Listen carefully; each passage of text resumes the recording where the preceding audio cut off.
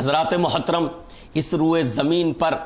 ایسے بھی گروہ پائے جاتے ہیں جو محبت حسین رضی اللہ عنہ کا دعویٰ بھی کرتے ہیں اور صحابہ اکرام کو برا بھلا بھی کہتے ہیں۔ میں کہتا ہوں کہ اللہ کی بارگاہ میں وہ محبت حسین کیسے قابل قبول ہو سکتی ہے کہ جس میں ابو بکر صدیق کو گالیاں دی جائیں، جس میں حضرت عمر کو برا بھلا کہا جائے، جس میں حضرت عائشہ رضی اللہ عنہا نبی کی پیاری بیوی زوجہ محترمہ کے بارے میں غلط الفاظ کا استعمال کیا جائے۔ یاد رکھو، ارے تم ان ابو بکر کے بارے میں اپنی زبانوں کو لمبا کرتے ہو کہ جن ابو بکر صدیق رضی اللہ عنہ کے بارے میں اللہ کے نبی علیہ السلام نے ارشاد فرمایا کہ میں نے ہر ایک کے احسان کا بدلہ چکا دیا سوائے ابو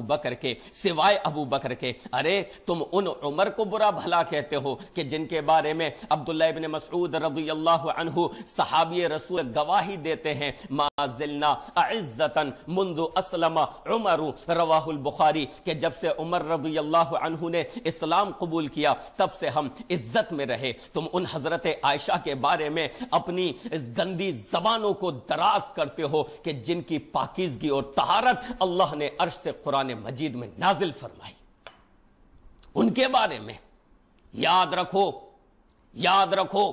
اور اہل حدیث کا موقف سنو۔ ہم اہل حدیثوں کا، ہم سلفیوں کا موقف سنو۔ ہم کہتے ہیں حضرت حسن رضی اللہ عنہ ہمارے سر کا تاج، حضرت حسین رضی اللہ عنہ ہمارے سر کا تاج، حضرت علی رضی اللہ عنہ ہمارے سر کا تاج۔ تو ہم یہ بھی کہتے ہیں کہ سنو مومنو سنو، حضرت ابو بکر صدیق رضی اللہ عنہ بھی ہمارے سر کا تاج، حضرت عمر فاروق رضی اللہ عنہ بھی ہمارے سر کا تاج، امی عائشہ صدیقہ رضی اللہ عنہا مومنوں کی ماں امی عائشہ صدیقہ طاہرہ کے بارے میں کوئی گستاخی کرے، اس بات کو برداشت نہیں کیا جا سکتا۔